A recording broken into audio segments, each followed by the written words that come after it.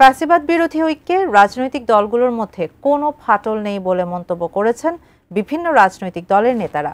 মঙ্গলবার রাতে প্রধান উপদেষ্টার বাসভবন যমুনায় বৈঠকে বসেন বিএনপি, জামায়াতে ইসলামী, এনসিপি ও ইসলামী আন্দোলন বাংলাদেশের নেতারা।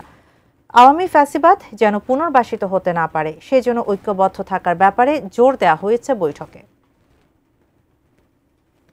গেল 2 দিনের ঘটনা এবং দেশের সার্বিক পরিস্থিতি নিয়ে মঙ্গলবার রাতে বিএনপি, জামায়াত ইসলামী, এনসিপি ও ইসলামী আন্দোলন বাংলাদেশের নেতাদের সাথে বৈঠক করেন প্রধান উপদেষ্টা ডক্টর মোহাম্মদ ইউনূস।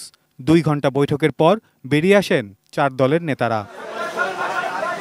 কোনো কথা না বলেই বেরিয়ে যান বিএনপির মহাসচিব মির্জা ফখরুল ইসলাম আলমগীর। ইসলামী আন্দোলন বাংলাদেশের পক্ষ থেকে পরে ইসলামী আন্দোলন বাংলাদেশের নেতা অভিযোগ করে বলেন, বিভিন্ন ঘটনাকে কেন্দ্র করে ফ্যাসিবাদী শক্তি সুযোগ নেয়ার চেষ্টা করছে। পরাজিত শক্তি, বিশেষ করে ফ্যাসিবাদী শক্তির দোসররা বিভিন্নভাবে চাচ্ছে এই পরিস্থিতির সুযোগ নেওয়ার জন্যে, এবং পরিস্থিতির সুযোগ নিয়ে যাতে দেশে একটি অস্থিরতা তৈরি করা যায়, জনমনে আতঙ্ক ছড়ানো যায়, রিউমার ছড়ানো যায়, রাজনৈতিকভাবে যাতে আগামীতে ফ্যাসিবাদী শক্তি কোনো সুযোগ নিতে না পারে, এজন্য যাতে সবগুলো ফ্যাসিবাদ বিরোধী রাজনৈতিক শক্তি এগুলোর মধ্যে যাতে বিভেদ বিসংবাদ এটা যাতে না থাকে। শিয়া বাটার ও ভিটামিন ই সমৃদ্ধ লিলি হালাল বিউটি সোপ, তারুণ্যময় উজ্জ্বল ত্বকের জন্য। নতুন ফ্যাসিবাদকে মাথাচাড়া দিয়ে উঠতে দেয়া হবে না বলে জানান জামায়াতের নায়েবে আমির।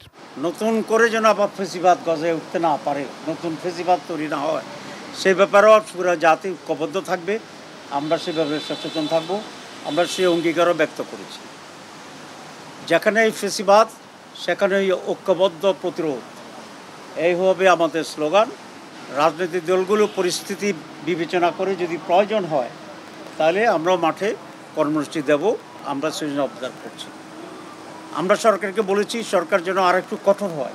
পরে সংবাদ সম্মেলনে আইন উপদেষ্টা আসিফ নজরুল বলেন, ফ্যাসিবাদ বিরোধী শক্তি দমনে রাজনৈতিক দলগুলো সরকারের সাথে আছে। রাজনৈতিক দলগুলোর পক্ষ থেকে আমাদের 2টা জিনিসের উপর হাইলাইট করা হয়েছে। একটা হচ্ছে আমরা আইন শৃঙ্খলা পরিস্থিতি রক্ষার ক্ষেত্রে আমরা যেন আরও শক্ত অবস্থান নেই, এটা ওনারা বলেছেন যে এক্ষেত্রে আমাদের কিছুটা ঘাটতি আছে, এটা বলেছেন। আরেকটা বিএনপির পক্ষ থেকে বিশেষভাবে বলা হয়েছে যে নির্বাচন প্রক্রিয়ার দিকে আমাদের সুষ্ঠুভাবে অগ্রসর হওয়া উচিত। Saiful Jewel, ATN news, Dhaka.